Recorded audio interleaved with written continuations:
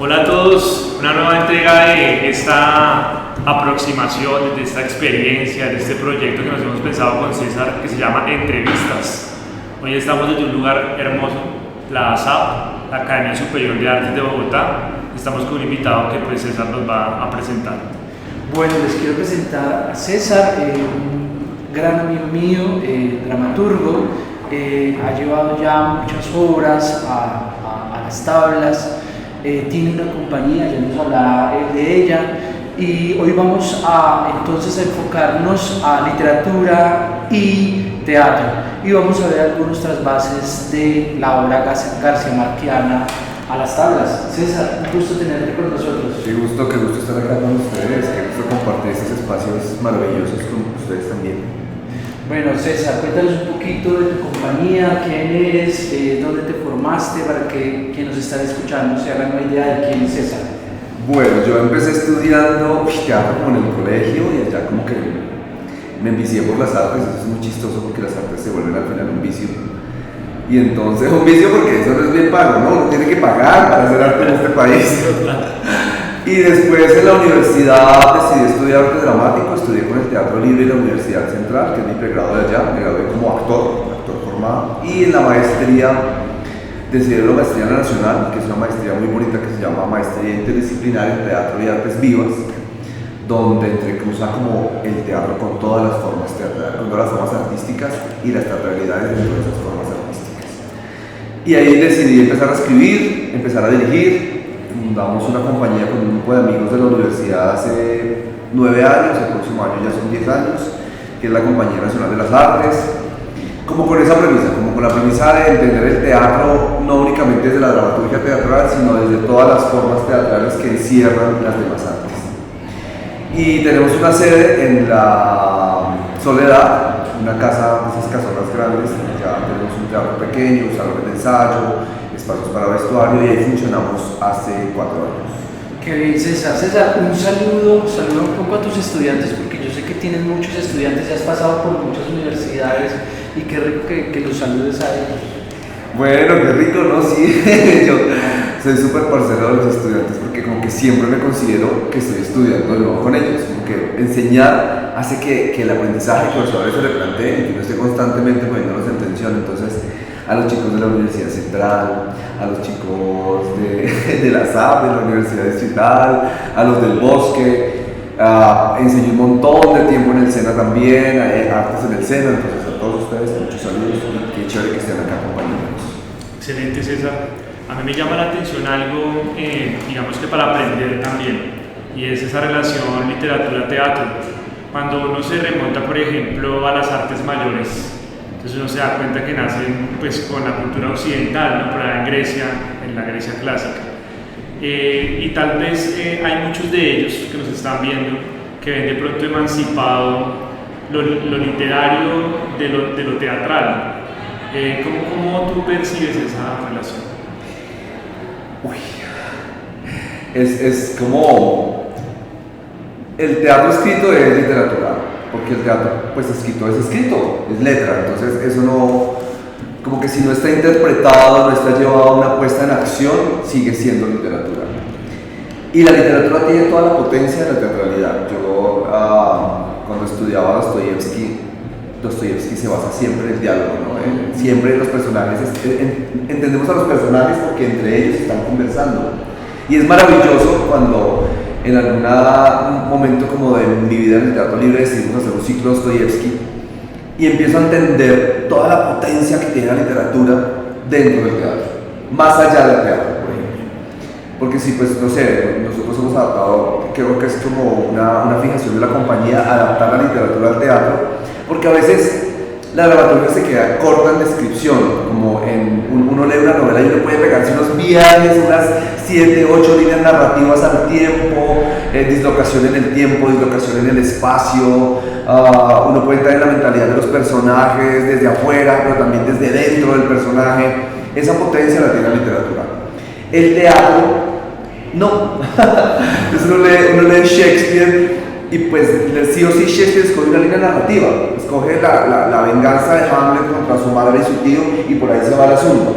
Y cuando abre otras líneas narrativas, como que empieza a desequilibrarse el drama. Entonces la pregunta es ¿por qué? ¿Por qué la novela? ¿Por qué el cuento? ¿Por qué la narrativa no tiene ese problema? Pues claro, porque tiene el uso de más palabras. Tú te puedes leer una novela en una semana, pero tú no puedes hacer una obra de teatro que dure una semana. La obra de teatro tiene un tiempo, una temporalidad. Entonces, como la idea de teatralizar la narrativa es encontrar en la narrativa la teatralidad más allá del teatro, ¿sí? ¿Cómo nos cuenta, por ejemplo, ahorita pensando en García Márquez, que me gusta mucho y me cuestiona mucho, por ejemplo, esto del realismo mágico, porque el realismo mágico como género teatral nunca se ha hecho, porque es muy complejo, ¿no? ¿Cómo pone a la gente en esa sensibilidad de García Márquez, ¿no? Hablando un poco de, por ejemplo, no sé,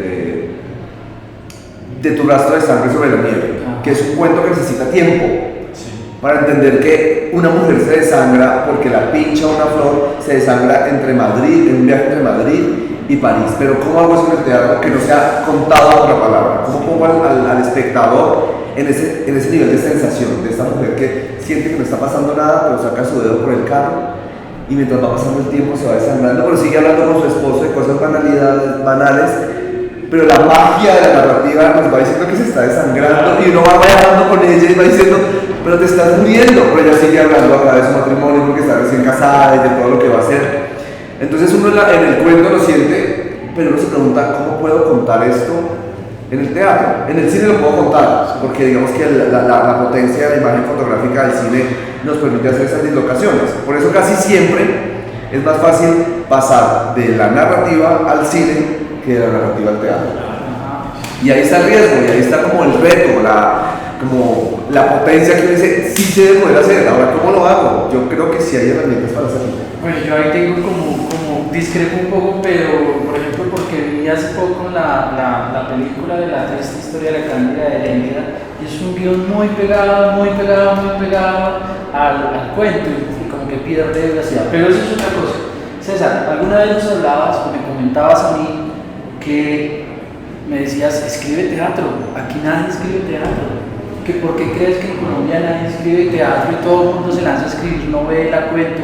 Pero el teatro casi nadie escribe. ¿Qué pasa con eso? Bueno, creo que hemos sido un país un poco castrado a la hora de expresarnos, ¿no? Como que nos han prohibido hablar, y pues porque sí o sí el arte tiene un lugar político, ¿no? El arte traduce una realidad y la eterniza. Lo que tú digas en arte va a pasar y atravesar el tiempo. Tú ves las estatuas griegas, las obras de los griegos que todavía nos llegan y uno logra como descifrar detrás de eso un lugar político. Y voy a decir algo que me va a costar mucho. Y entonces a nuestros políticos no les interesa que nosotros dejemos la huella de lo que está pasando, ¿cierto?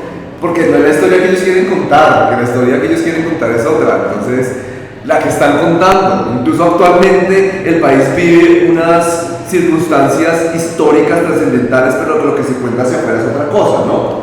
Entonces, si el arte sale, si se escribe teatro, si tú decides escribir sobre X o Y situación del país, pues es un riesgo. El arte siempre va a ser un riesgo. Claro, yo conozco por ejemplo la obra tuya de Hermanos, y es una historia muy política, es una historia que le da una cachetada, digamos que a un ala de nuestro país, a esa derecha que es fuerte, y uno que sale de ahí desarmado y uno dice, y creería que en esa medida quiero invitarlos a que vean esa excelente obra, Hermanos, de César y su compañía. Y de verdad que ahí se muestra eso, y diría que no tiene difusión porque de verdad lo que tú estás diciendo no le interesa al país que haga una tradición, y mucho más una tradición dramaturga que esté contando lo que está pasando. César, en aras de eso que manifiestas, precisamente porque eso, digamos que en teoría literaria se llama toma de posición, ¿no? Como desde un lugar de enunciación se establece una toma de posición frente al arte que se establece, al arte que se genera. Han habido como unas transiciones desde la época clásica, el medioevo, todo el tema de este avance al teatro en la modernidad. En esa línea, digamos, transicional, teniendo en cuenta, por ejemplo, todo el constructo ideológico y toda la cosa, ¿qué dramaturgo, dice César, ha logrado como ser integral en todo ese aparataje? Que tú digas, este dramaturgo a lo largo de la historia ha trabajado esto que yo te estoy manifestando? Pues yo creo que hay muchos, yo creo que hay varios, porque la historia les ha permitido hacerlo y los ha obligado a hacerlos también, porque cuando uno decide ser artista, pues adquiere unos compromisos a los que no les puede hacer el quite, ¿no? Y creo que uno de ellos es Brecht como que decide asumirse en su historia, decide contar desde su lugar del arte como las perversiones políticas, las perversiones sociales, las perversiones humanas, y por eso pues al man lo patean y lo sacan y después llega el man a Estados Unidos, intenta hacerse también allá su parche y no encaja porque no encaja en ese sistema que es un poco el sistema que domina el arte. Hay quienes hacen arte con compromiso social, con compromiso ético con el arte, con compromiso humano, porque el arte pues es humano, es una necesidad humana, pero también hay quienes no lo hacen, hay quienes otro tipo de arte que también está bien que exista, pero que es un arte condescendiente, que es un arte inductivo, que es un arte manipulador. Y Brecht como que estuvo en esa latencia, ¿no? Como que lo invitaban a ser parte de este y dijo, no la logro. Me parece muy chévere porque sus obras también casi siempre, por ejemplo, parten de cuentos, de narraciones, y él las decide transportar al teatro y empieza a crear unos medios que son interesantes porque no son las realidades, digamos, aristotélicas, sino empieza a fracturar el tiempo, empieza a romper, digamos, la relación con el espectador, ya que el actor le habla directamente al espectador y crea todas las convenciones que después desembocan en la línea de distanciamiento, en ese teatro didáctico que él construye. Y es muy chévere, me gusta mucho Brecht, porque siempre está poniendo problemas, porque siempre le está diciendo al espectador, usted está ahí, pero esto es un teatro y afuera está el problema, entonces usted tiene que pensar no en el teatro, sino en el problema. Esa ruptura de la cuarta pared. Sí, es muy interesante esa relación. Bueno, César, vamos entonces a García Márquez. Digamos que yo he visto, tuve la oportunidad de ver ese trasvase de la crónica de una muerte anunciada. Tuve la oportunidad de verla y ahí estaba al lado este señor, el Parnatosa ¿Qué desafíos implica llevar a García Márquez al teatro? ¿Qué implica eso? Yo creo que hay algo muy bonito que tiene García Márquez y es la construcción de la imagen, como la imagen sensible, ¿no? Entonces, él nos describe toda esta entrada de Santiago Nazar, que encuentra la puerta cerrada por primera vez en su casa, que tiene que dar la vuelta por detrás de una casa gigantesca y tiene las heridas abiertas y está soltando sus intestinos y todas sus vísceras mientras esto va pasando, que uno lo lee y es maravilloso. Ahora, ¿cómo traduzco esta imagen sensible narrativa a una imagen sensible teatral? Que no puede ser, o sea, si yo voy a abrirle a un actor las vísceras y que las va soltando en la escena, siempre va a ser más bonito leerlo, porque la capacidad de ficción mía, cuando yo construyo mi propio universo, es más bonito que cuando me muestra un universo inducido. Pero ¿cómo traduzco esa imagen? Y yo creo que no es desde la literalidad de la imagen, sino desde la sensibilidad de la imagen. Creo que por ahí es el asunto. Nosotros también hicimos una versión de Crónica de una muerte anunciada que se llama Los Vicarios, que es basada, la historia se gira un poquito más a los hermanos Vicario, como la angustia de estos chicos, como en un país como el nuestro, que no quieren matar, pero política y socialmente están obligados a matar. Y entonces uno, ok, le damos un giro. ¿Qué es lo que pasa con la narrativa cuando pasa al teatro? Tú tienes que escoger una línea. ¿Qué nos quieres contar? De todo esto que nos está aprendiendo García Márquez, ¿qué nos quieres contar? Y nosotros decimos contar esa necesidad, ese deseo de no matar en un país donde te obligan a matar, que era en el caso de Los Vicarios, por ejemplo. Cuando tú dices eso, a mí me lleva a pensar, claro, es decir, no me quedaba claro, pero ya tú como que lo aterrizas, porque leyendo, por ejemplo, los cuentos de García Márquez, las mismas novelas, hay algo que un escritor argentino que se llama Ricardo Piglia dice que se llama doble sistema de causalidad. Entonces, cuando uno lee un cuento, una novela de García Márquez, hay dos historias en una. Piglia dice la historia oculta y la historia de la superficie. Claro, muchos elementos, muchos recursos en García Márquez en su literatura para ser llevados de pronto a la puesta en escena. Pero entonces tú apuntas a algo que me parece genial, aprende uno, y es que hay una intención en la puesta en escena después de la lectura de una novela o un cuento de García Márquez. Nos interesa de García Márquez esto, y esto es lo que vamos a poner en escena, que eso me parece que le da como claridad al asunto. ¿Cómo hacer con esos espectadores que de repente han leído a García Márquez o no sé, si te has visto como problematizado frente a eso y esperan otra lectura o otra puesta en escena de su interpretación que es como tan... Y yo creo que, y César lo acaba de decir ahorita con la idea de la película de La Cándida, porque vengo estudiando La Cándida desde hace mucho tiempo y me parece una cosa maravillosa pero muy difícil de narrar, y cuando vi la película dije como, pues no, porque intentan contarme la película, intentan contarme la novela a través de la película, y creo que ahí está el error, o ahí está el problema, ¿sí? Porque si yo intento, no sé, El amor en los tiempos del cólera, ¿qué quiero contar de eso? Una historia de amor en el tiempo en el amor, el vencimiento del amor, la vigencia del amor, y entonces cuando decido qué contar, entiendo cómo lo quiero contar, pero si quiero contar exactamente la novela, pues es que va a ser siempre más potente la novela, y la gente va a decir como, es que eso no es García Márquez. Pues no, definitivamente no es García Márquez. García Márquez es un soporte, pero es una obra de teatro de un equipo sensible que decide contar una historia basada en García Márquez, pero con otra sensibilidad, ¿sí? La vigencia del amor, o sea, el amor tiene una fecha de caducidad. Yo creo que esa es como la pregunta detrás del amor en los tiempos del cólera, ¿no? Si tiene caducidad, yo creo que sí, pero aquí García Márquez dice no tiene caducidad, pese a todo. Entonces esa apuesta como que nos permite ya encontrar una línea narrativa, un tono, unas imágenes, y descartar otras cosas que están en la novela que a veces también son importantes, ¿no? Pero son importantes en la novela. Ahora toca decidir qué es importante en la pieza teatral.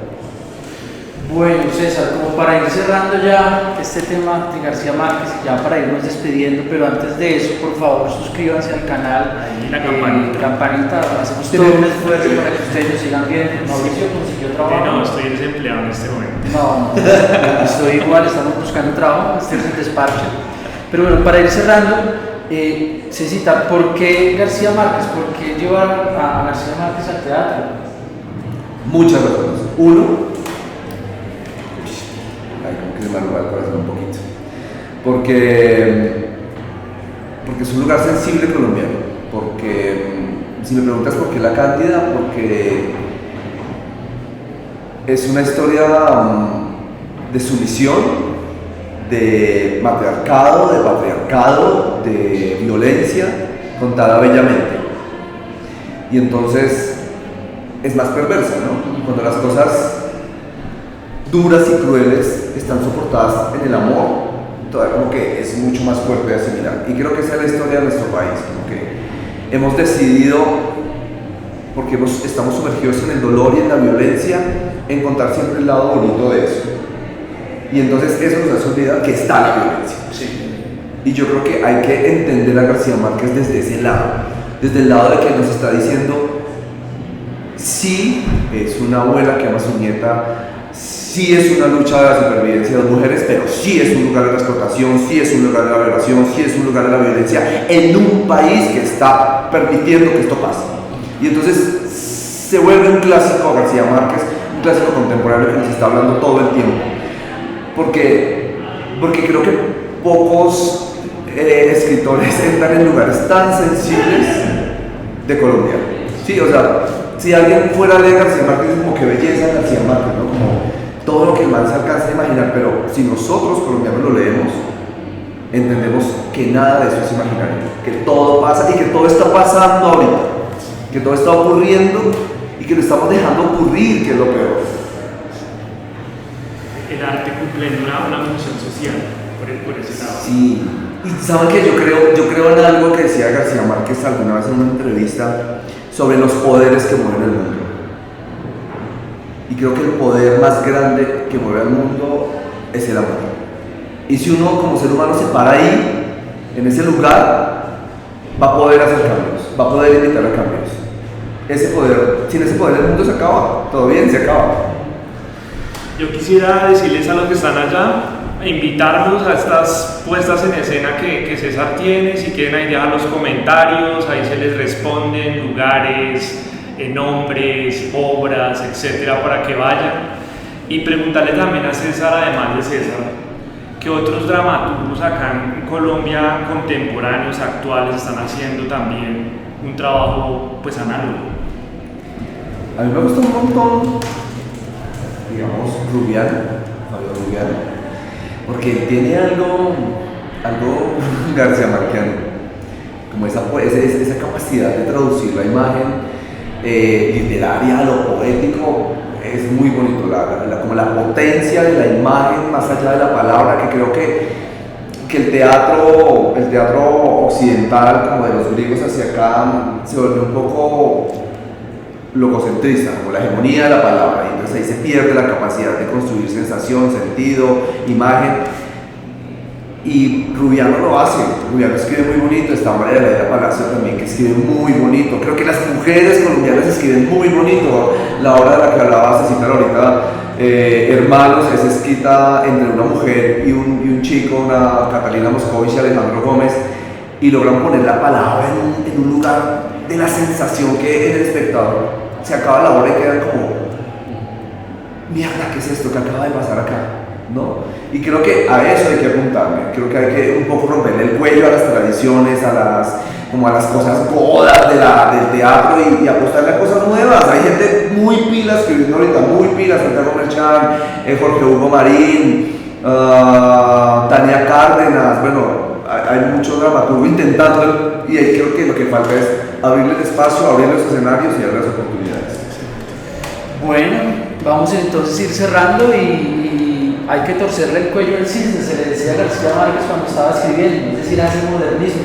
Y creo que César nos invita también a torcerle el cuello a lo que se hace de manera tradicional y empezar a contar lo que nos está pasando en nuestro país.